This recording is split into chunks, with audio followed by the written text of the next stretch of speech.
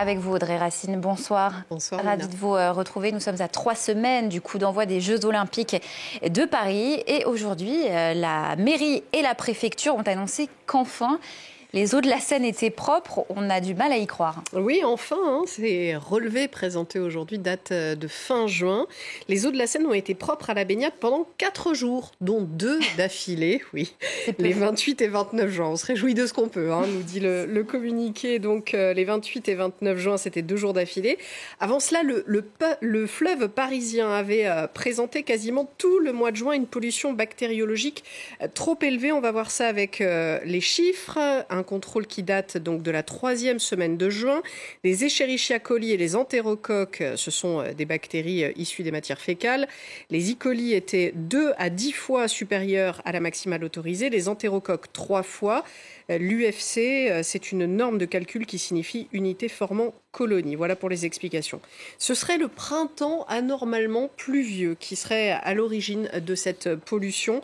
Le débit de la Seine est actuellement 6 fois plus important qu'à la normale.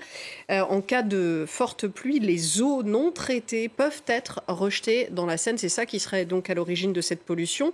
Mais normalement, des ouvrages de rétention qui avaient été inaugurés avant les Jeux devaient empêcher ce phénomène de se produire. D'ailleurs, on ne va pas se réjouir trop vite non plus parce que les résultats présentés aujourd'hui montrent aussi des dégradations des eaux les 27 et 30 juin, donc autour des 2 jours où la Seine était propre à la baignade.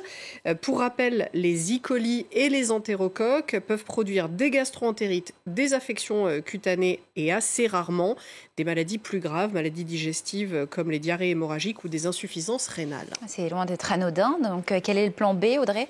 Eh bien, le plan B, c'est tout simplement de reporter les épreuves à une date où les eaux de baignade seraient donc propres à la baignade. Il n'est pas question de changer de lieu pour ces épreuves en eau libre. Pierre Rabadan, adjoint à la mairie de Paris en charge du sport, a visité ce matin les sites olympiques et il s'est dit confiant. Alors c'est certain, on va avoir moins d'épisodes de pluie avec l'arrivée de l'été, mais à chaque épisode pluvieux en amont de Paris, la qualité des eaux de la Seine se dégrade. Le fleuve doit accueillir 3 épreuves de nage, le triathlon les 30 et 31 juillet et 5 août, la natation en eau libre les 8 et 9 août et enfin le paratriathlon les 1er et 2 septembre. Toutes ces dates sont donc indicatives et amenées à changer en cas de pollution. La championne olympique en titre de natation en eau libre, la brésilienne Ana Marcela Cunha, avait réclamé en vain en mars dernier une solution de secours si la Seine était non baignable, disant craindre de tomber malade. Au grand dame du comité d'organisation, elle avait lâché cette phrase assassine, la Seine n'est pas faite pour nager. Du moins pour l'instant. Est-ce que ça pourrait changer un jour ? Écoutez, il y en a qui ont essayé. Vous allez voir les images de Mina Gouli. C'est une coureuse australienne. Elle s'est baignée dans le canal de l'Ourcq, c'était en juin dernier, et elle s'est lancé le défi aussi de courir le long de 800 km de la Seine pour mettre la lumière sur sa dépollution avec sa fondation Thirst Project. Vous verrez le reportage d'Alexandra Renard et Valérie Dequimpe sur ce projet vendredi prochain. Lors des Jeux Olympiques de 1900 à Paris, les épreuves de natation ont bien eu lieu dans la Seine. À l'époque, c'était entre les ponts d'Asnières et de Courbevoie. Mais déjà, à l'époque, des inquiétudes commencent à se faire jour sur la contamination du fleuve. Vers 1920, on recommandait simplement aux baigneurs de fermer la bouche en nageant et de se faire vacciner contre la typhoïde, tout de même.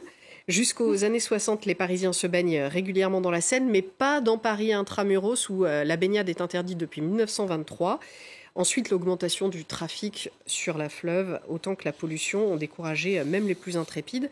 Ces JO doivent être l'occasion de rendre le fleuve aux Parisiens. Selon le plan baignade, 3 sites devraient être ouverts à la baignade dès 2025 au public, au niveau du port de Grenelle, de l'île Saint-Louis et de Bercy. L'État et les collectivités ont investi 1,4 milliard d'euros dans ce projet de nettoyage de la Seine et de son principal affluent, la Marne. Il faut souligner tout de même, Nina, que sans cette échéance des Jeux Olympiques, on n'aurait sans doute jamais réussi à mobiliser une telle somme pour une dépollution qui est, il faut bien le dire, tout à fait nécessaire. Et vous nous direz, Audrey, quand on pourra se baigner enfin dans la Seine. Audrey Racine pour Élémentaire, merci beaucoup.